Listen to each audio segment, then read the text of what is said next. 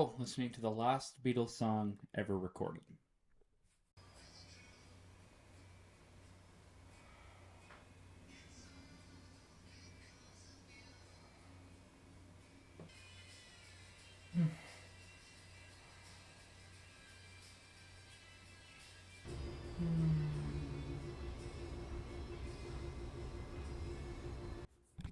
What a deeply emotional song. It's amazing for a song to come out in 2023 and for it to be so Beatle-y. And they completely nailed it. I also see why Paul wanted to make this song. It's clear, isn't it? It's about him.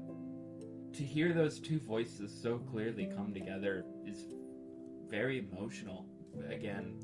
And for them to be singing at each other that now and then I think of you. Holy shit. Paul, what are you doing?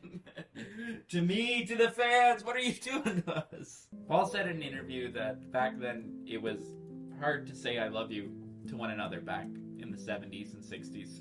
Because lads just didn't do that back then. And now the times have changed. Now and then. It's a lot easier to say that. This is a very important moment for me and many others as Beatles fans. Obviously, we get to see this brilliant technology by Peter Jackson's team to lift John's voice up and get some closure to the Beatles after the big breakup in 1969 and what was taken away from us when John was murdered in 1980. So many possibilities, and it really made the Beatles a time capsule. I think that's the biggest thing. Like, all these other bands came back together, tried some more music, toured for years and years.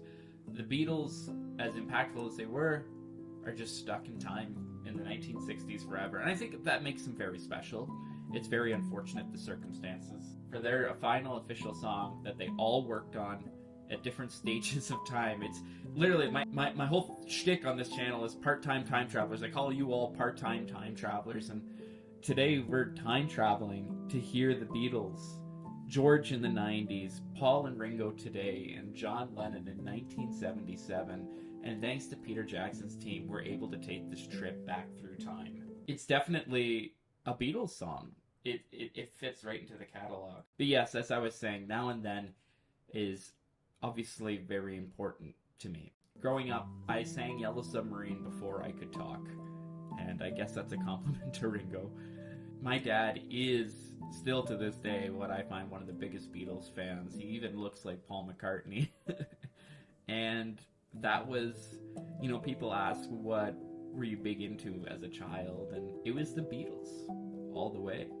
I sat and watched the anthology documentaries long before I should have been watching documentaries. I listened to the entire discography. The Beatles were my life, and everyone at school knew that I was the Beatles kid. I went to Beatles tribute band shows. John, Paul, Ringo, and George were idols in my life. And I saw a lot of my dad within them. He's still alive. But it's important. I can't wait to listen to this with him later when he gets home from work. He's probably already listened to it right when it came out. Just a little bit of Now and Then for Dad. I know it's true. It's all because of you. It is such a special relationship. I have a great relationship with my entire family. It's a very special relationship between me and my dad, and was brought, by the Beatles. It feels like that is, we connect on so many things, but the Beatles is the number one thing we can just talk back and forth about. And I was born in 97, so Free as a Bird and Real Love, which I love those songs, by the way. I'd love to hear a remaster of them. They came out in 1995, so 2 years before I was born. So I never thought I'd hear a Beatles song released ever again. It always felt like, even though I love them, the Beatles are kind of before my time. I haven't seen Paul in concert. I haven't seen Ringo in concert. This feels special that I get to be a very tiny part of their history by, even if, I'm not in their history, I get to be a fan that listens to their new song the day it comes out. That is so cool. That is so cool. I just wanted to make this short video just to kind of capture this moment in time. I'm such a, here. I see it right now in my closet. It's the blue meanie. These are my toys when I was a kid. There's George. It's all in the mind. It's all in the mind, you know.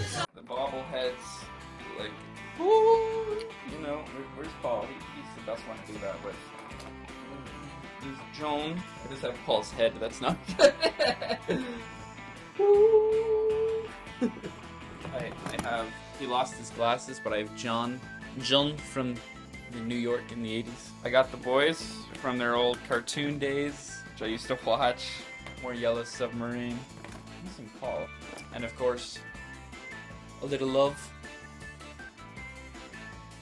Be playing with these toys like I did on the day the Beatles had released a new song is great.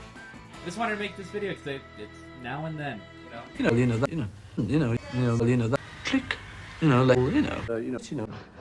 Then, now, it's not just a retrospective of the Beatles, but it's me growing up. Well, I just wanted to make this video just very quick, just to put my thoughts. The song is brilliant. The inclusion of the horns, fantastic. If you haven't heard the song, please listen to it. It is a wonderful trip through time. It truly is.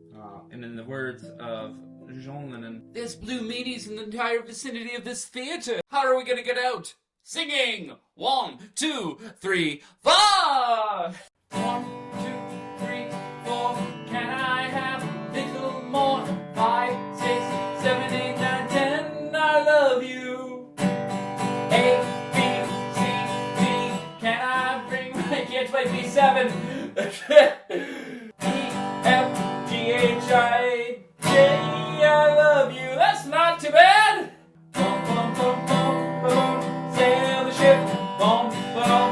Chop the tray. Boom, boom. Skip the rope. Boom, boom. Look at me. All together now.